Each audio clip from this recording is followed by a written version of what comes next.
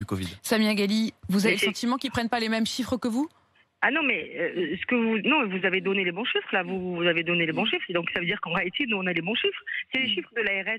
Donc, si l'ARS ne donne pas les bons chiffres au gouvernement, il y a un problème. Mais je ne crois pas à ça. Moi, j'ai les vrais chiffres. Je peux vous garantir que j'ai un tableau des vrais chiffres de l'ARS et que des chiffres officiels. Mais on ne va pas jouer sur la question des chiffres. Quand bien même, quand il y a eu au mois de mars le confinement, tous les jours, on avait M. Salomon qui venait à la télé nous expliquer que la situation s'améliorait, tant mieux, tant mieux, tant mieux. C'est-à-dire qu'on descendait. Et nous, quand on descend, en fait, on nous restreint encore plus.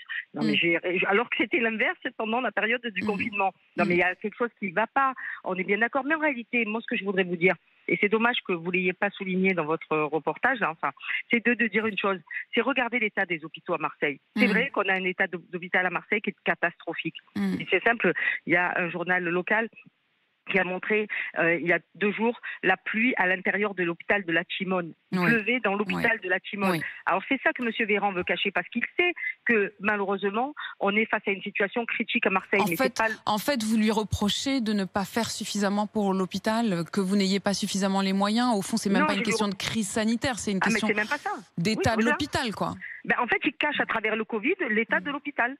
Parce que si, bien sûr, parce qu'en réalité aujourd'hui il n'y a pas plus de Covid, et il y a moins de Covid d'ailleurs que d'habitude. Après il y a le tout venant malheureusement en termes de, je dirais de réanimation, mais il y a les hôpitaux publics, privés aussi qui peuvent aussi accompagner. Est-ce que les hôpitaux privés ont été mis à contribution? Non, pas à l'heure où je vous parle. Donc ils sont prêts à le faire. Donc faut qu'on arrête de prendre les Marseillais pour ce qu'ils ne sont pas.